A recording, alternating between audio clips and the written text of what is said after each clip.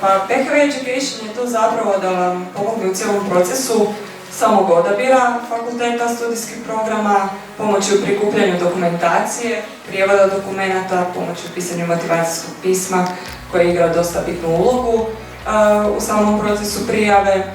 Naravno, za sva pitanja i komunikaciju s fakultetom vezano konkretno za vašu prijavu, tu smo na raspolaganju i kada dođe faza prijave, radimo prijavu za vas. A nakon toga realno šaljemo vam upute i za traženje smještaja. Konkretno za Dansku prijave se otvaraju 1.2. i traju do 15.3. za preddiplomske programe. Naš savjet je nekako da sad već kroz 11. mjesec donesete odluku da li je to, da li idemo sa prijavom, jer ajmo reći da vam treba mjesec dana, mjesec i pol da si lagano prikupite sve dokumente, da mi odradimo prijevode, da vi napišete motivacijsko pismo, da ga mi ispravimo nekoliko puta, tako da zajedničkim snagama dođemo do što bolje varijante tog pisma. Pismo naravno pišete na engleskom jeziku, također kod nas položite i test engleskog jezika za većinu danskih fakulteta. Kod nas u uredu, test se polaže sat vremena, zove se Oxford Placement Test. Razina koju trebate ostvariti je, ajmo reći, između B2 i C1, ali odmah nakon rješavanja testa znamo rezultate i zapravo na test možete izaći koliko god puta je potrebno da biste ostvarili rezultat koji je dovoljan.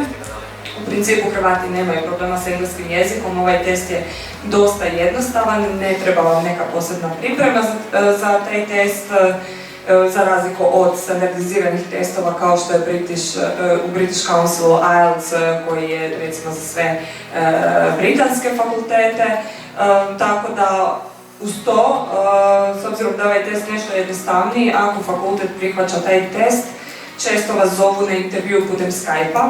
Zbog toga imamo i radionicu početkom 4. mjeseca koju organiziramo u Zagrebu. Prošle godine smo imali i u Rijeci jer imamo dosta polaznika iz Rijeke. Tako da vas kroz tu radionicu pokušamo pripremiti što bolje za taj intervju putem Skype-a. To obično traje 15-20 minuta sa predstavnikom fakulteta ili s nekim iz admissions office-a.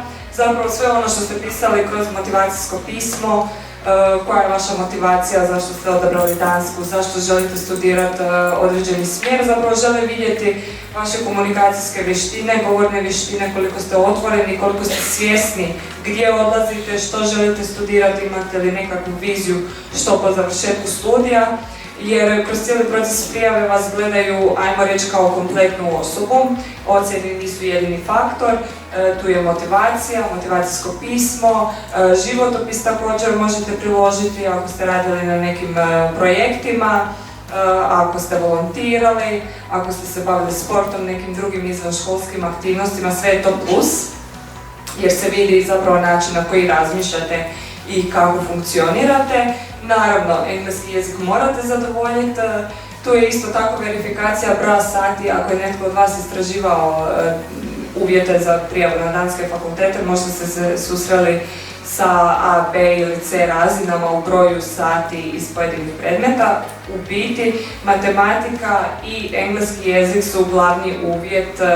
Znači, gleda se samo kvota, odnosno koliko ste odslušali sati kroz zadnje 3 godine srednje škole iz tih predmeta i uspoređuje se sa danskim sustavom. U tom dijelu vam mi pomažemo, naravno, kad vidimo na koje smjerove se prijavljujete, ispunjavamo za vas, svaki fakultet ima svoj obrazac, tako da s obzirom na nastavni plan i program vaše škole izračunavamo taj broj sati. To je jedini formalni uvjet uz položen test engleskog jezika.